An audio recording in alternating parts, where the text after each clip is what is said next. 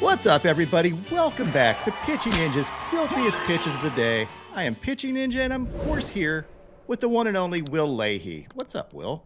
Ninja, doing great, man. I was up all night editing our most recent podcast. Shameless plug here. Baseball Dojo, out now wherever you get your podcasts. Who's the guest, Will? The guest is Royals ace Cole Reagans.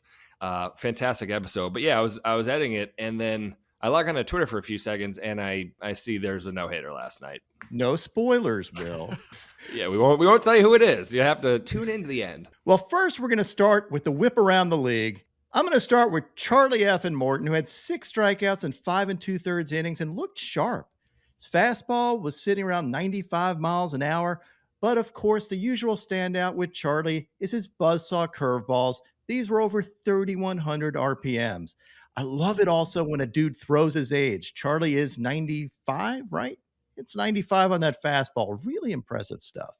We had Mackenzie Gore look really good yesterday. He had 6 strikeouts in 5 1/3 innings, gave up 3 runs. He topped out at 99 miles an hour with his fastball. It's really impressive. Had 92 and 93 mile an hour sliders and this hammer curveball. I know he gave up a few runs, but I thought he looked really good.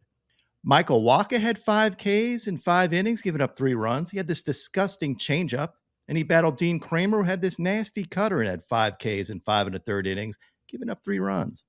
Max Meyer had 4 Ks in 5 innings, giving up 2 hits and 2 runs, and had these nasty sliders. Andrew Abbott had 4 Ks in 5 1/3 innings, giving up 3 hits and 2 runs. Of course, had his fastball and changeup, and he had this absolutely sick curveball. Look at that. He faced Christopher Sanchez, who had these dirty changeups. Yes, that is a Dirty Sanchez reference. Yeah, baby. Kudos to me. Yeah. But no, I love Sanchez's changeup. It is filthy. And he had 8 strikeouts in 5 innings, giving up 2 runs. Dane Dunning had 7 Ks in 6 1/3 innings, giving up 3 runs. He had these changeups, cutters, and had a sword on his slider. Sean Manaea, the short-haired wonder, was outstanding yesterday. He had 8 strikeouts in 6 innings, giving up only 1 hit and no runs. He took a no-hitter deep into his outing. Here's a home plate view of his fastball. He had these nasty changeups and picked up a White Castle special. Ninja, he was looking good, but more importantly, what do you think about the hair? I've got to say he's a good-looking guy, so anything that doesn't detract from his good looks Easy now. is useful. But his hair is outstanding too. As someone that doesn't have any hair right now because I shaved my head, I would say I err on the side of more hair. Anyway, Reese Olson was outstanding as always. He had 3 strikeouts in 5 2/3 innings, giving up 3 hits, no runs. He had his wicked sliders, this back foot curveball, which was filthy, as well as this crazy changeup movement. I mean, Reese Olson's one of my favorite young pitchers to watch. So, guys, keep an eye on this dude. He's got a 3,000 RPM slider. He's the baby-faced assassin. Do not sleep on Reese Olson. In the not-so-good news, I am high on Joe Boyle typically, but Joe Boyle did not have a good day yesterday. He got boiled. Give up 7 earned runs in 2 2/3 innings, 4 strikeouts, 4 walks. Command was an issue, but so was the hitability of his stuff. He gave a bunch of singles. He had this slider and fastball for a sword, but man, his stuff is better than this. And I expected a lot more out of him yesterday, to be honest. Another guy who didn't pitch to his level was Tristan McKenzie yesterday. He had this hammer curveball, but definitely struggled yesterday. He had 2 Ks in 3 1/3 innings, giving up 4 earned runs and blowing my parlay. He faced Emerson Hancock, who had this filthy changeup. Luis Heel was really good yesterday with 6 Ks in 4 2/3 innings, giving up only 1 hit. He had 8 whiffs on his fastball, which was up to 100 miles an hour. Dude throws freaking flames. I love it. And he's just got to be in the Yankees rotation, right? Ideally not as a Red Sox fan, but yeah, it's probably in their best interest. Keaton Winn, I thought, looked really good yesterday at 6 Ks in 5 innings. His splitter is outstanding. Watch the movement on this stuff. Nasty. Faced James Paxton, who had 5 Ks in 5 innings, giving up no runs. Had this cutter and fastball for a sword. Some relievers that stood out to me. One is Tyler Nutsack Matzek, who had 3 Ks yesterday. And I posted him on Twitter. I called him Tyler Nutsack. And someone's like, "You're not going to make this a meme, bro," or something like that. I'm like, dude, I did not come up with this nickname. Tyler calls himself nutsack. As you can see in these comments, and dude slinked away going, oh, I guess I'm not familiar with his game. But Tyler Matzik, get with it. Dude is a freaking stud. It kind of reminds me of Andy Bernard calling himself the boner champ. Jose Alvarado had these demon cutters. I mean, I don't know how anybody ever hits this dude. Love his stuff. He'll be featured here all year. Cue the trumpets. Edwin Diaz had this fastball and White Castle special. Cue the saxophone. His brother, Alexis Diaz, had this wicked slider. David Robertson had this cutter, sinker, and knuckle curve. Alex Faedo had these wicked sliders. And Yanir Cano, again, gets on here for his changeups. These back-to-back filthy changeups. Love his stuff. Now on to the top 5. We're going to start with knuckleballs in the top 5 because if someone's throwing knuckleballs, they're going to be featured here. It is a ninja rule. Matt Waldron threw 20 knuckleballs yesterday. This one was filthy. Look at this. It is uncatchable and it's like a pinball machine hitting mitt, arm, and the umpire's leg and then going behind the umpire. This knuckleball only had 132 RPMs. And yes, that's revolutions per minute. So you can do the math, divide it by 60 and figure out how many per second it is. Waldron had 7 strikeouts and 4 innings. He did give up 4 runs, but you know what? Runs are irrelevant when you're a knuckleball pitcher. It's all about being featured on Pitching Ninja. At number 4, I have Shota Imanaga.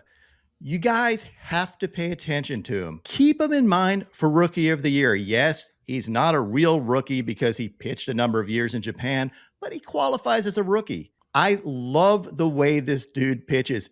I don't think I was as familiar with his game as I probably should have been. I saw him pitch in Japan, thought maybe he'll be like a 4th starter here.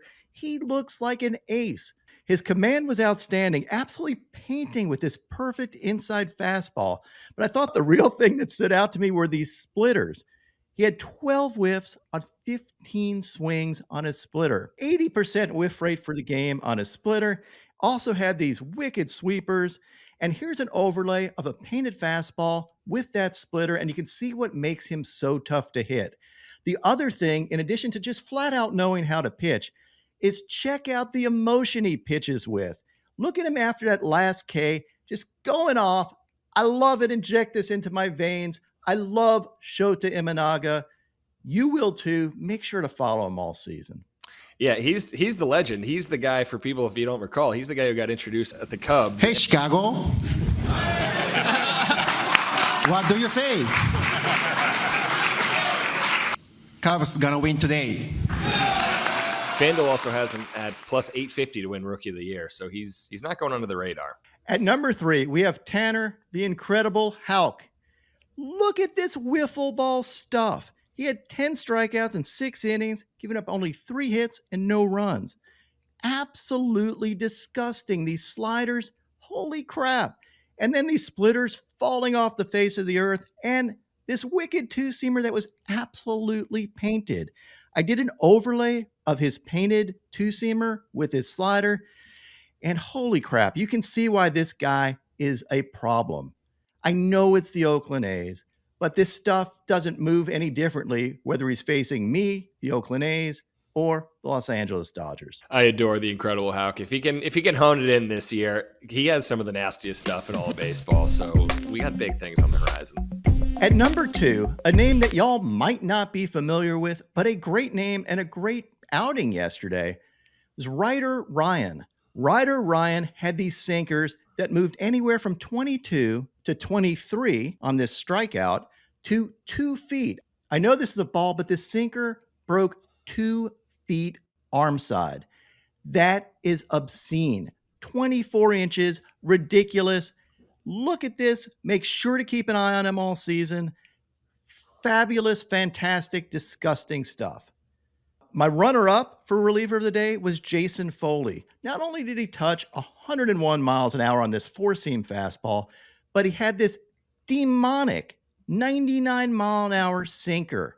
I believe Jason Benetti, when he saw this, said vomit emoji. Vomit emoji. And absolutely a vomit-inducing sinker. And at number 1, Mr. No-Hitter, Ronel Blanco. For those who don't know, Blanco worked at a car wash when he was signed by the Astros, and this is only his 8th start in the major leagues, and he wouldn't even be in the rotation if it wasn't for Urquidy and Verlander being injured. And what did he do?